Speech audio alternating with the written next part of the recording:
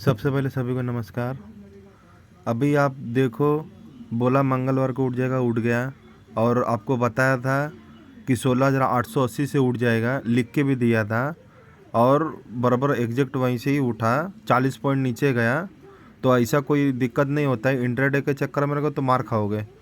तो इसके लिए और अभी आपको समझने में दिक्कत होएगा कि ऐसा बोला तो क्यों उठ गया और ऐसा क्यों उठ गया। आप जोड़ते रहोगे, आपको समझेगा ही नहीं। बाकी आप है जो यही समझो कि न्यूज़ से चलता है, तो मार्केट न्यूज़ से नहीं चलता है। और बाकी अभी भी आपको नहीं सीखोगे टेक्निकल तो बहुत मार खाओगे ऑपरेटर द्वारा।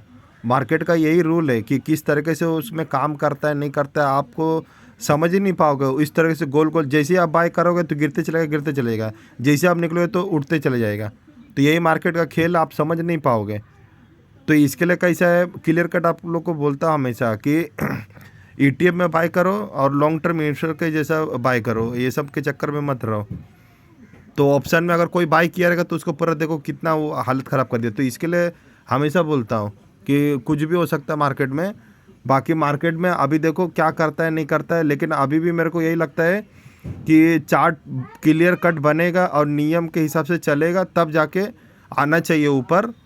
और अगर क्योंकि अभी ये नियम के विरुद्ध है, अभी टेक्निकल में बेरिश दिखा रहा है, तो इसका मतलब गड़बड़ी, और हम लोग उसके अंदर नो एंट्री में नहीं जा सकता है। तो उसके अंदर अगर करना भी है तो ईटीएफ में छोटा छोटा क्वांटिटी बाय किया, छोटा छोटा प्रॉफिट किया, यही कर सकते हो।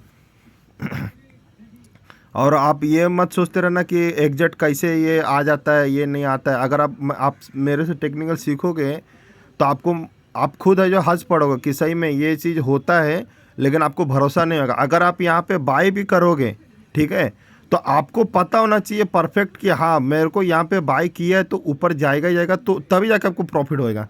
लेकिन आप बाय किए, आपको पता ही नहीं कि मार्केट ऊपर आएगी नहीं, एग्जैक्ट निफ्टी में दिखा दिया 16,700, तो आप क्या डर के मारे निकल जाओगे। लेकिन हम लोग को मालूम है कि जाएगा ही जाएगा, तो इसमें होल्ड करना है जाएगा।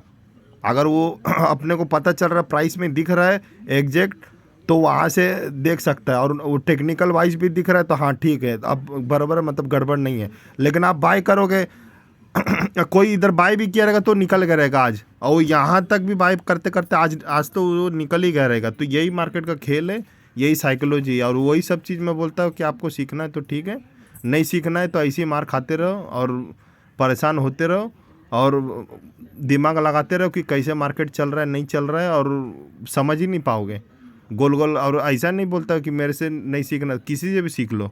और वीडियो बनाने से कोई फ़ायदा नहीं है, कहीं ना कहीं फंसोगे। क्योंकि मैं क्लियर कट आज से नहीं बोल रहा हूँ, सीधा सीधा यहाँ पर ही बोल रहा था आपको कि आप यहाँ पे फंसे तो उसके बाद निकल गए, उसके बाद ऊपर भाग गया और फिर उसके बाद फिर फंसोगे। क्योंकि टेक्निकल सीखना इसलिए ज़रूरी है, क्योंकि अगर बाइक भी चलाते हो तो लाइसेंस तभी सरकार देता है जब आपको आता है। जब तक आपको नहीं आता है, सीख रहे होगे, तो लाइसेंस नहीं देता, क्योंकि आप किधर भी ठोक सकते हो।